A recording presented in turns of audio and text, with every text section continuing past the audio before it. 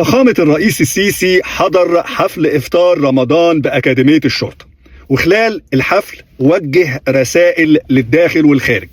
ومن أهم الكلام اللي قاله الرئيس السيسي في خطابه اللي هنسمعه دلوقتي: فرق كبير قوي بين إسلامك كفرد، إنك تصلي وتصوم وتبقى راجل أو ست على خير، وبينك أنت إسلام مجموعة أو إسلام دولة.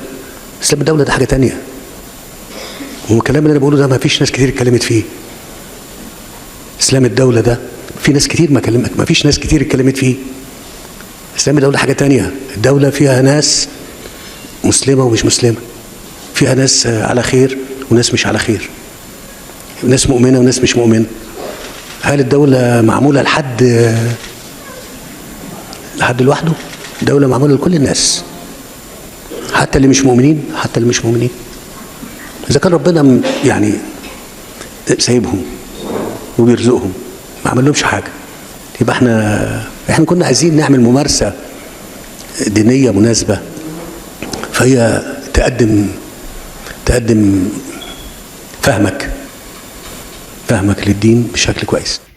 الكلمة اللي قالها الرئيس السيسي دي يا ريت نفهمها كويس قوي، لأن الرئيس الأجهزة بتحط قدامه خطورة موقف التطرف. فالرئيس حب يوصل رسالة للشعب المصري إن الدولة المصرية دولة مدنية، دولة بيحكمها إطار القانون، دولة فيها المسلم وغير المسلم، فيها المؤمن والغير مؤمن، فيها اللي بيعمل خير وفيها اللي بيعمل شر. طب اللي بيعمل شر بيلقى مصيره بالقانون.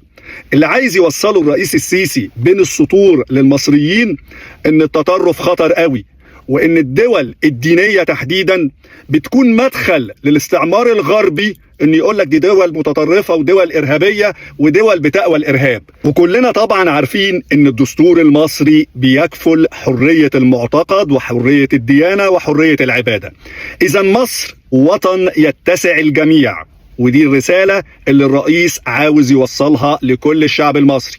لازم نكون واعيين قوي، وده المقصود بمدنية الدولة، ده المقصود بالعلمانية، وهي ليست كفر. العلمانية تعني أن الدولة وطن يتسع للجميع، وأن دور رجال الدين جوه دور العبادة فقط، وأن الدين يمارس في دور العبادة فقط وفي البيت وبينك وبين ربنا. أما الشارع فيحكمه القانون، الكل يقف أمام القانون سواسية، والدولة لا تميز بين مواطنيها إلا من خلال الالتزام بالقانون. هتعمل خير محدش هيضرك، هتعمل أذى وشر للدولة وللناس هتتحاسب بالقانون. علشان كده لازم نبقى واعيين قوي للكلمة اللي قالها فخامة الرئيس السيسي. كلنا متابعين وشايفين الدولة الزرقاء القذرة اللي عندها حلم توسعي شامل، فبتتحجج بأنها بتحارب الإرهاب وهي دولة الإرهاب، تدي على سيادة الدول.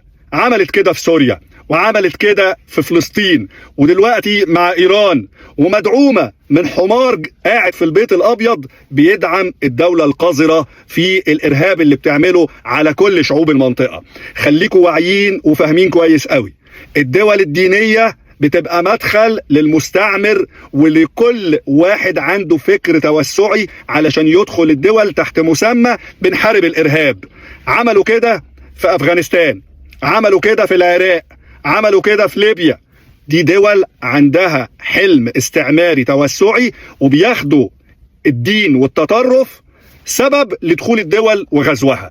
لازم مصر تحافظ على مدنية الدولة، والشعب المصري يبقى واعي، وكل واحد يخليه في معتقده ودينه، لأن دي إرادة ربنا سبحانه وتعالى لاختلاف. ولو شاء ربك لجعل الناس أمة واحدة ولا يزالون مختلفين.